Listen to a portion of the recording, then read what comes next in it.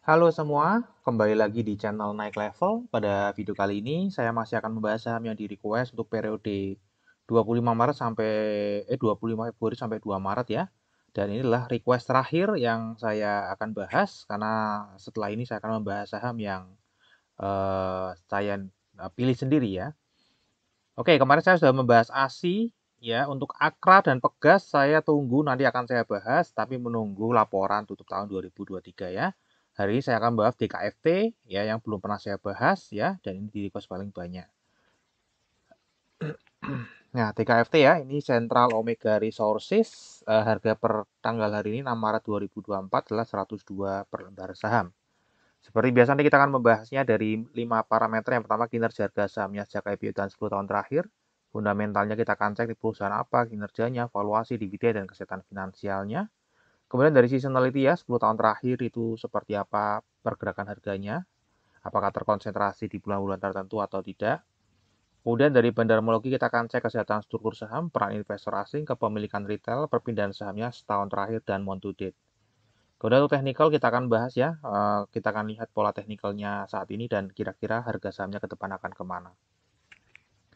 Oke, ini listing di bursa 97, sebenarnya juga sudah cukup lama ya, dengan IPO price-nya 500, harga saat ini itu sedang floating minus kira-kira 80% ya, sisa 20,4% saja. Kemudian kalau kita cek kinerja harga sahamnya 10 tahun terakhir ini juga masih floating minus, jadi masih banyak yang floating minus, jadi saya yakin yang request ini sedang floating minus ya. Tadi yang request ini sudah punya sahamnya atau baru ya? Oh, baru watchlist mau beli ya. Jadi ini ya, belum punya ya. Baru watchlist mau beli. Jadi sedang banyak yang floating minus di saham ini. Ya, harganya sudah turun jauh sekali. Terendahnya pernah di 176 setahun terakhir dan tertinggi 141 ya. Kita lihat low high range-nya ini juga banyakan ada di bawah. Satu tahun terakhir ini ada di tengah-tengah ya. Untuk tahun ini sendiri 2024 sudah turun 8,93% lagi. Nah, ini perusahaan apa? Central Omega Resources, ini ada di Jakarta ya, kantornya.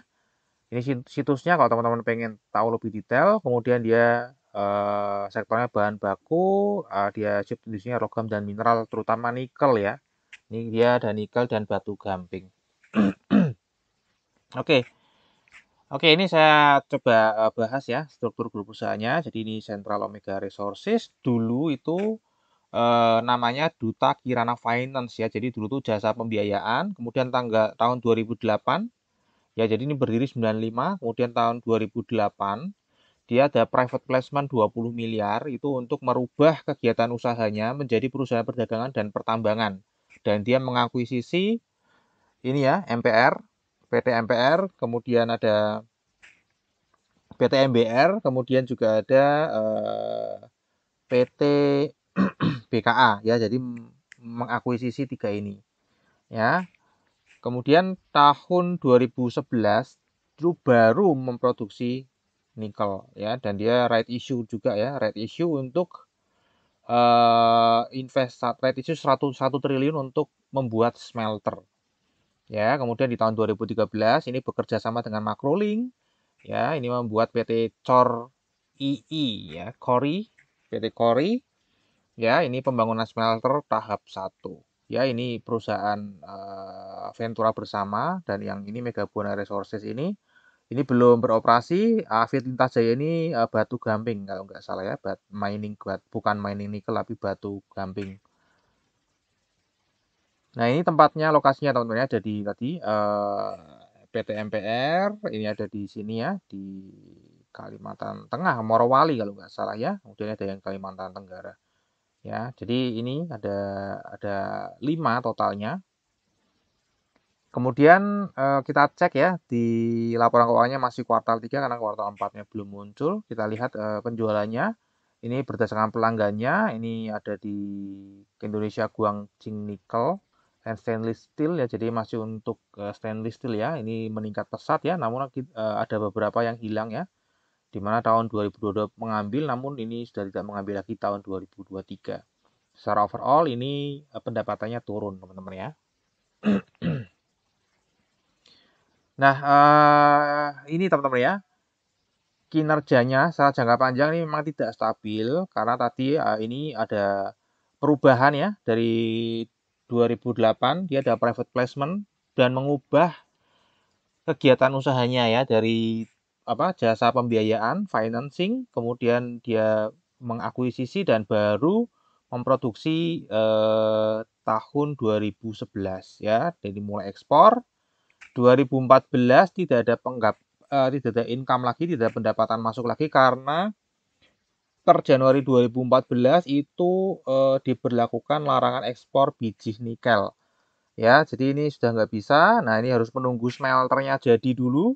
Setelah jadi tahun 2017 pertama kalinya dia mengekspor nikel ya. Kemudian dia mulai naik, namun ini masih merugi ya. Sudah bisa mengekspor, namun masih merugi sampai bahkan 2021 di mana waktu itu sedang tinggi-tingginya harga komoditas ini juga masih merugi. Ya, namun 2022 ini turun dan sudah mulai ada profit. Ya, di annualize 2023 ini diprediksi turun juga 661 miliar, namun profitnya malah naik. Ya, jadi ini sudah mulai stabil kinerjanya, sudah mulai profit ya. Boleh dibilang ini perusahaan yang turnaround ya. Dari perusahaan yang nggak punya pendapatan, merugi, sekarang sudah mulai mencetak laba. Nah, struktur pendapatanmu jadi kacau karena ada pendapatan yang nol gitu ya, teman-teman ya. Adalah pendapatan yang nol, sedangkan eh, biaya masih muncul terus, teman-teman ya.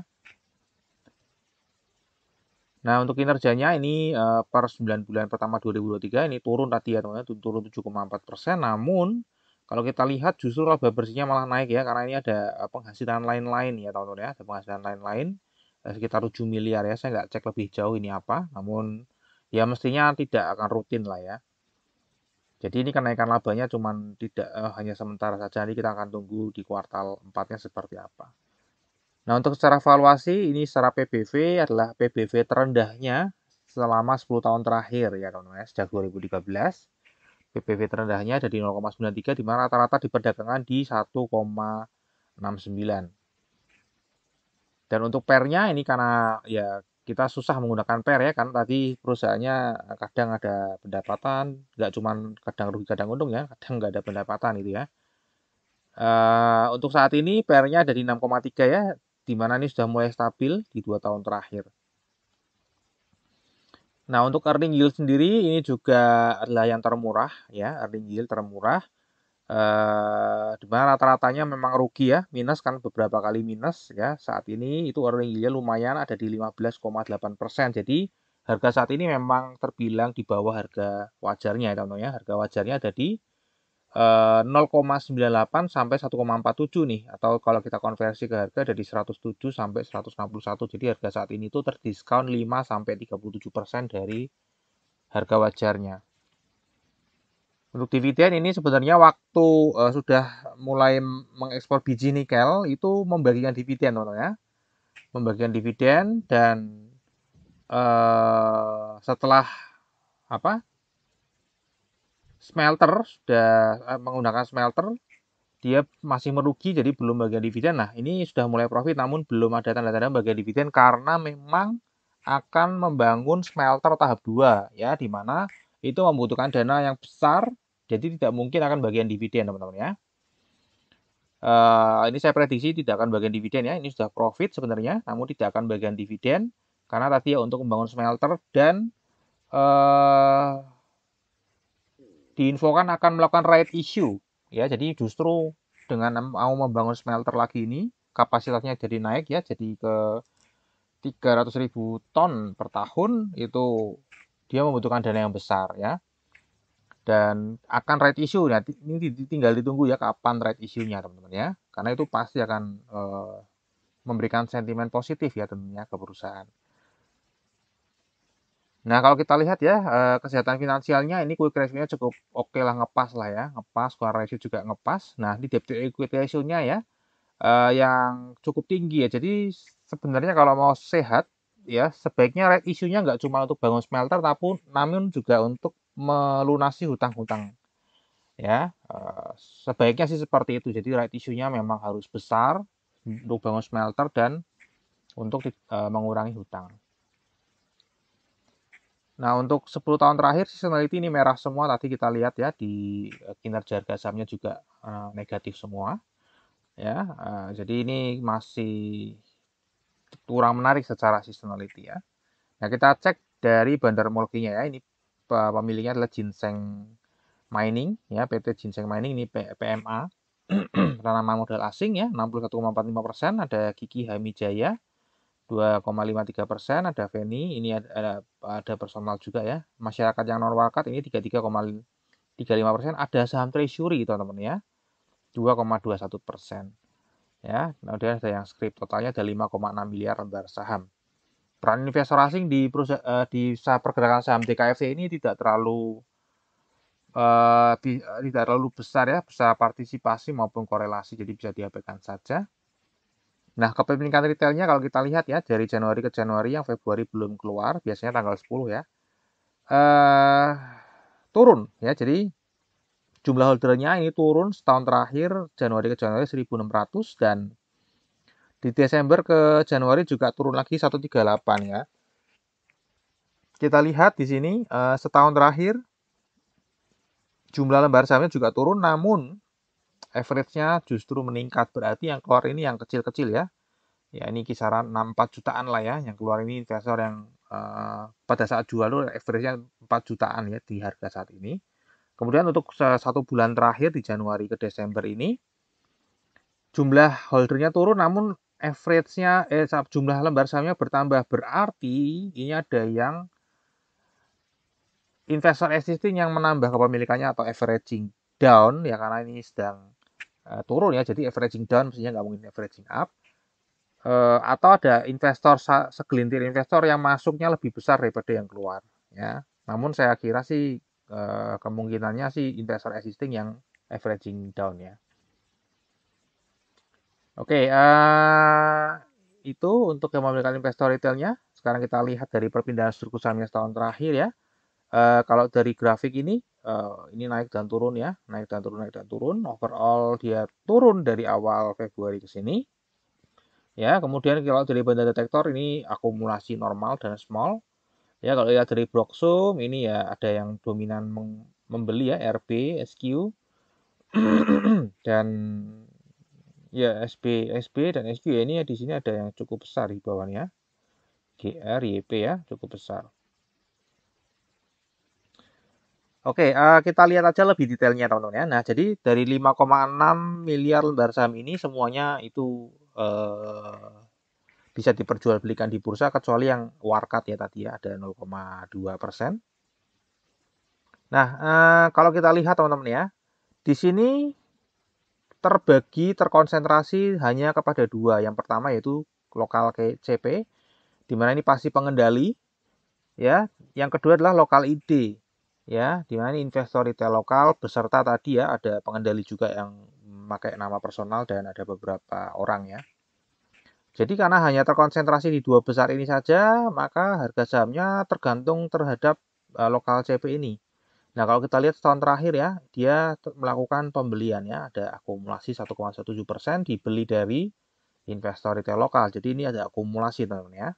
Kemudian reksadana lokal ini mulai masuk ya, menambah kepemilikannya meskipun sedikit demi sedikit, karena memang ini likuiditasnya tidak terlalu besar ya, jadi mungkin cukup lama dalam mengakumulasi ya. Untuk investor ini sedang buang barang ya, namun tidak terlalu signifikan karena jumlahnya hanya 0, ya, nggak terlalu signifikan. Jadi yang signifikan adalah pengendali dan investor retail lokal, dan ini ada pemain baru ya, reksadana lokal.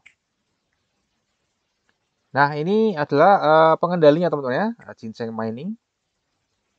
Ya, Ginseng Mining ini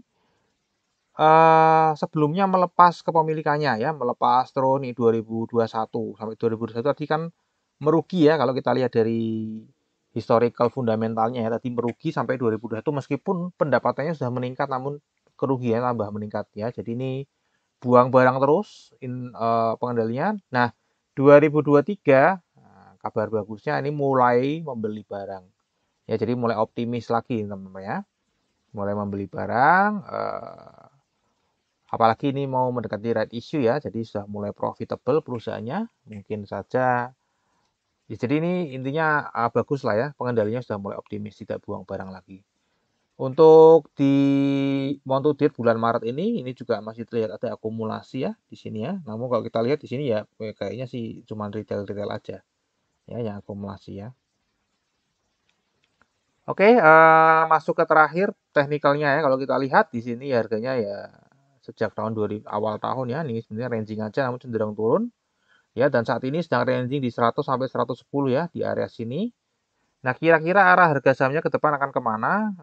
Untuk naik mungkin rasanya masih belum ya teman-teman ya, karena ini sedang proses akumulasi, juga akan menggelar right issue ya. Harapannya ya investor retail lokal melepas sahamnya ya, dalam arti cut loss, memberikan sahamnya ke reksadana lokal ataupun pengendali ya. Cut loss, jadi kalau retailnya cut loss mungkin akan di area sini aja ya, atau bahkan cenderung dibawa turun lagi ya, karena kalau akumulasi menang apa? Menang posisi ya, menang posisi daya tawar ya, jadi dibawa ke sini ya. Mungkin seperti itu sampai kapan? Sampai nanti ada kejelasan kapan akan right issue ya. Jadi saya nggak ngerti kenapa belum